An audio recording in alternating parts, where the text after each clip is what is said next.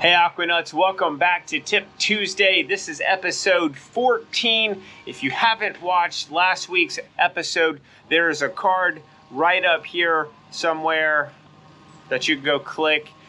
Go watch that, come back, watch this, no big deal.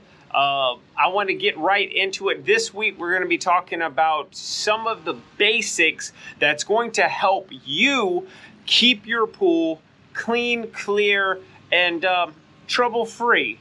So let's jump right into it.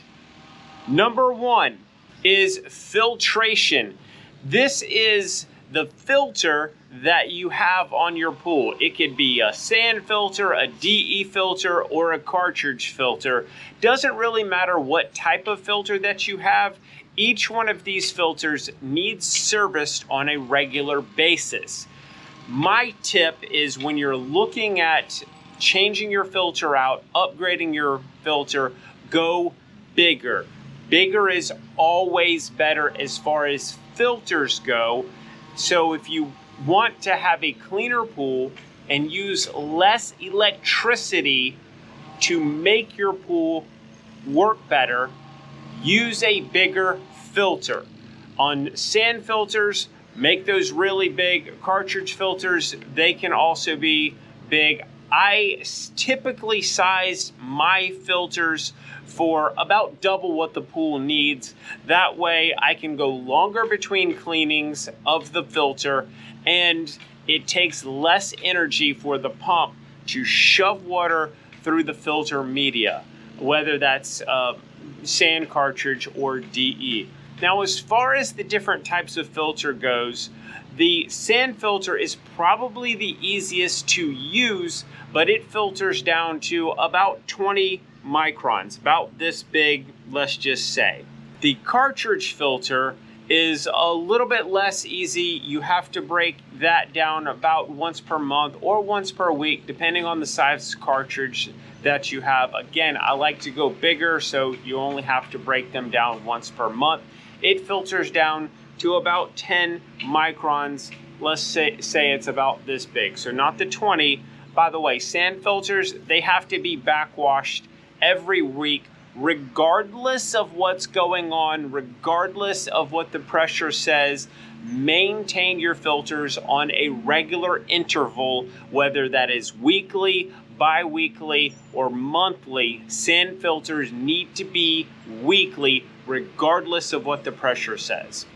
Now let's move on to DE filters. DE filters are very similar to the way sand filters work in the fact that you can backwash them, and they take DE, or diatomaceous earth. They filter down pretty much the smallest to about 5 to 6 microns. So they filter out very small. And if you want a good, clean, crystal clear pool, get yourself a nice big DE filter that's sized about 2 to 3 times what your pool actually needs. And that's what I like. Some people would argue with me on that and say that you don't need to do that. And they're right, you don't need to do that. But in my experience, it has helped the pump work less hard, and it's kept the pools that I have personally cleaned and I personally worked on a lot better looking, is to oversize the filter. Number 2, circulation. What that is your pump. That is the movement of water around your pool, sucking it in through the skimmers and the main drains and pushing it back into your pool through the return jets on the sides of your pool, through your fountain if you have one of those, or your in-floor cleaner if you have one of those. As far as pumps goes, you need a variable speed pump or a VS pump. Doesn't matter what kind of pool you have. Doesn't matter if it's a concrete pool, if it is a fiberglass, above ground, vinyl liner, whatever, you need a variable speed pump. I'm gonna link a couple of my favorites in the description down there. So go ahead and click on one of those. Those are affiliate links. You can go buy one, put it on your pool. You'll save a ton of money on your energy bill every month, and you'll be helping out the channel so I can continue to do these Tip Tuesdays. Now, circulation. Let's talk about that. What does that actually mean? As far as pumping your water, you're going to get movement. So the more movement that you have in your pool is going to be the best. DHEC says that you have to have, for a commercial pool, 6 turnovers in a 24-hour period of time. Now, what is a turnover? A turnover is the equivalent of all of the water in your pool. Let's say you have 20,000 gallons, all of that water going through your filter. That is 1 turnover. For residential pools, I like to use the 2 turnover method of circulation, which means that I like to have the equivalent of all of the water going through the filter 2 times per day. If you have a high use pool, which means you got a lot of people using it, then I would go a little higher than that. Here's where the variable speed pump comes in and really helps you out. If you have a single speed pump, it is pushing at 3,200 RPMs all the time, and it's either on or off. So to get the 2 turnovers that I like to have for a backyard pool, you only really need to run it about 8 to 12 hours, depending on what size pump that you have, what size filter that you have. But that leaves all of the rest of the time with your water being stagnant. That means that your water is not moving, and you want your water to continuously be moving so that critters like mosquitoes and whatnot don't decide to land on the surface of your water and start breeding. Moving water is good water, especially during the winter time when it's way too cold to swim and you have a chance of your pipes freezing if your water stops moving. Now, back to the 2 turnovers with the variable speed pump. If you have a variable speed pump, you can slow that pump way down so that the RPMs are going really, really slow. You're moving that water through your pipes very slow, but more importantly, you're moving it through your filter very slow. This is going to do a couple of things. Since water is pretty much a solid object, if you hit it hard or try to force it to do something, it's going to give you a lot of pushback.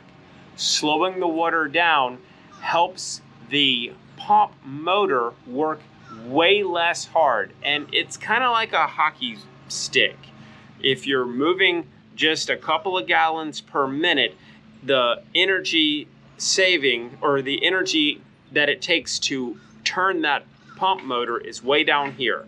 If you're trying to force it at the 3,200 RPM level, you've got an energy requirement that is way up here. So it's a very sharp graph of how much energy it takes. So if you run your pump, you run your variable speed pump 24/7 and you're running it very slowly, and maybe a couple of times during the day or one time during the day, you ramp it up to really suck some of the leaves and debris that fall on the surface of your pool into the skimmer. That's going to save you a ton of money. It's also going to make your filter work more effectively. If you have your filter media here and you're just lightly putting debris on it, then it's going to stick better, and what goes through the filter media is just going to be water. However, if you have a small filter and a big pump, I have seen this happen, the pump is just going to blow right through that filter media and shove the dirt right through it. I have seen that happen a lot where people had a small sand filter and they had a 2 horsepower pump, single speed, running 24/7. All that does is it forces through the sand or whatever filter media that you're using, it forces the debris right past your filter, basically making your filter useless. This is a case where a bigger pump is not always better. You can have a smaller pump and have a better result as far as filtering and energy savings than having a bigger pump. Bigger doesn't mean better as far as pumps go. Number 3, sanitation. This is the chemicals that you use in your pool. From pH down, some people use pH up, I never do. Chlorine in its various forms, calcium, alkalinity, what you're using to control your phosphates, all of that is under the sanitation umbrella. I saved this one for last in the 3 because it's the one that people get wrong the most. And it's one of the easiest. If you can imagine a dial board where you have gauges, and underneath every single gauge is a dial. So you turn the dial and it goes this way a little bit, and you turn the dial and it goes this way a little bit.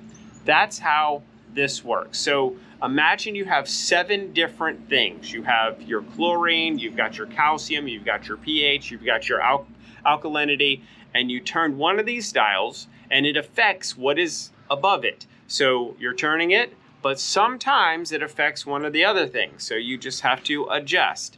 And if you just keep adjusting these few things, then your sanitation is going to be perfect. You have to do this on a weekly basis. You have to pick out a day, doesn't matter what day it is. You have to test your water and you have to add something to your water. Now, if you have a chlorinator, whether that be a salt system or whatnot, well, that's doing it for you. But something has to be added to your pool every single week. And it doesn't have to be something big. It could be maybe you have a tablet feeder and once per month you fill the tablet feeder up, and that's adding chlorine to your pool. Doesn't matter. Some pools have an automatic acid feeder attached to them to keep the pH in check. Something has to be added to your pool every week, whether you're doing it or you have an automatic system doing it. You have to manually check your pool every week, and I encourage you highly to keep a log of all of your numbers. That way, if something goes wrong, you know what your numbers were last week, you know what your numbers are this week, because you have a paper log, you can go back and look at it. You can also keep a digital log. It doesn't matter. Just keep a log of where all of your numbers are and make sure that they are tested every week, whether they are tested by you or they are tested by a pool store. There's only 3 methods that I recommend using to test your water. There's a bunch out there. Here's my 3. A pool store that you trust. Most of them are good, some of them are not, and you'll see a bunch of horror stories of people trying to be sold crap that they don't need. I owned a pool store, never tried to sell people crap that they don't need, but there are those people out there. The Taylor test kit, the big one, not the little one who only tests for pH and chlorine. The Taylor test kit that you can get everything from calcium, pH, cyanuric acid, everything. Get the big one. I think it's K2006 is the one that I'm going to link down below. The next is test strips, but not just any test strips. The Aquanut 7 test strips. Those are my favorite. Those are what I use. Those are the closest to the other 2 methods that there are. They're very accurate, and I wouldn't use any other test strips. I wouldn't go to any of the big box stores and buy their little test strips that they sell, because those are not accurate. They're not tried and true. They're just not my favorite. So my 3 methods of testing are: go to the pool store, test with the Taylor test kit, or the Aquanut 7 test strips. Those are my 3 methods of testing. Which brings me to number 4. Never add anything to your water without testing your water first. This goes for everything. chlorine, pH, alkalinity. It could be calcium or salt. Never add anything without knowing what that number is. If you have a saltwater pool, then you need to be testing your salt system. And your salt system, most of the brands out there need you to have somewhere between 3,100 and 3,600 parts per million of salt. If you just go stick your finger down there and lick it, and you think that you know where the salt level is and you want to add a bag, don't. I also don't trust the salt cells to tell me where the salt level is in the pool unless I have compared it with my digital salt meter. And you can buy a digital salt meter, or you can get the salt test strips. Doesn't matter. You can do either one and test it against what your salt cell is telling you. But it's very important to make sure that you are testing the water before adding anything. Number 5, this is one that is near and dear to my heart. It is something that I have been preaching non-stop for years, and that is never mix chemicals, ever. When someone tells you that you need to add chlorine and acid to your pool, they're not telling you to put them in the same bucket. They would never tell you that. And if someone did tell you to put some type of chlorine and acid in the same bucket, you no longer listen to them. Don't care who it is, no longer listen to them. They can print out your test results, you take the paper, you thank them for it, and you leave. Anyone telling you to mix chemicals is a moron. Plain and simple. Never mix chemicals because it can end badly. You can produce mustard gas, you can produce chlorine gas, you can produce a bomb. Do not mix chemicals. So say you have a green pool and I say, listen, your pH is way, way, way high and your pool is green, so you obviously need some chlorine to kill off the algae. I'm gonna first tell you, hey, add some acid to get this pH level low. I'm gonna want it at a certain number depending on what type of green pool that I'm dealing with and the other methods that I'm going to be using to get this pool from green to clear again. So I'm gonna say, hey, add some acid to this, X number of gallons worth of acid. And then I'm gonna say, add some chlorine, whatever brand of my chlorine that I'm going to be telling you to add, or not brand, type, because chlorine comes in a couple of different types. Chlorine itself is a gas, so chances are you've never actually held or messed with chlorine gas. You've only messed with stuff that has chlorine in it. And with a green pool, you don't have a salt pool. So you forget that you have a salt pool. You can even unplug your salt cell and treat it just like a regular pool, because salt systems are meant to drip chlorine into your pool over time. They are not meant to solve green pool problems. So never mix chemicals ever. Add them at separate times. You add your acid, a couple of hours later, you add your chlorine. If you're adding, like, say, baking soda, you're gonna add that the next day. I never add baking soda and acid on the same day. I'll add them different days because acid will lower your pH. Baking soda is going to increase your alkalinity. It's also called sodium bicarbonate. That is the chemical name for it, but it also raises your pH a little bit. So doing these things in the proper order counts. It matters, but never mix chemicals. I hope you got that point.